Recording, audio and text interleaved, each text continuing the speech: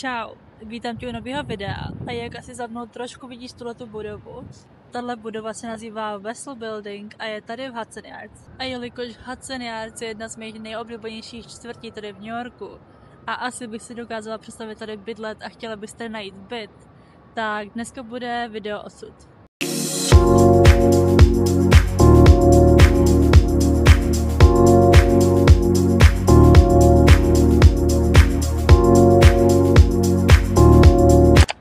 Každopádně já jsem si zamilovala Hudson Yards minulý rok, protože hned tady za mnou je Equinox Gym, který je asi nejlepší gym tady v celém New Yorku a to vybavení a veškeré ty lekce tam jsou naprosto úžasný.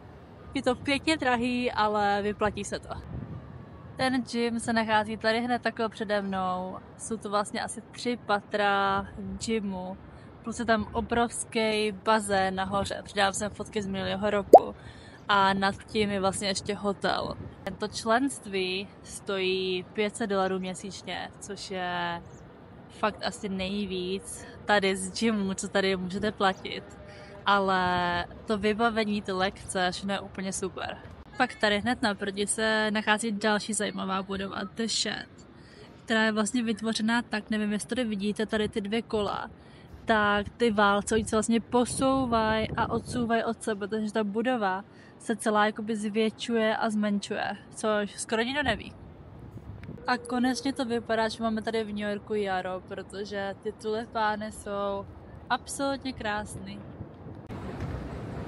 Dostanete se sem přímo z Times Square metrem číslo 7 a vystoupíte tady hned a hned budete tady vlastně úplně uprostřed přímo dění.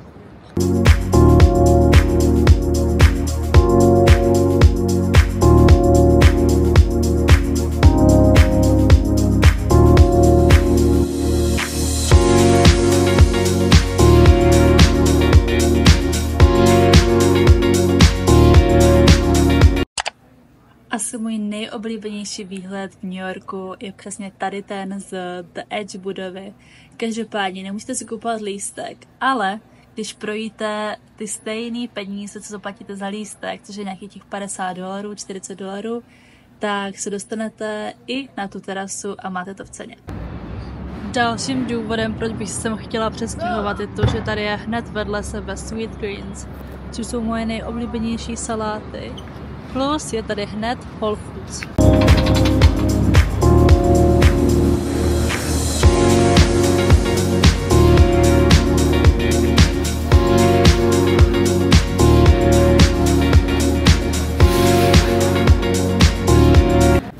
Jako přísahám, neznám nikoho, kdo bydlí tady v Americe a nemiluje Whole Foods.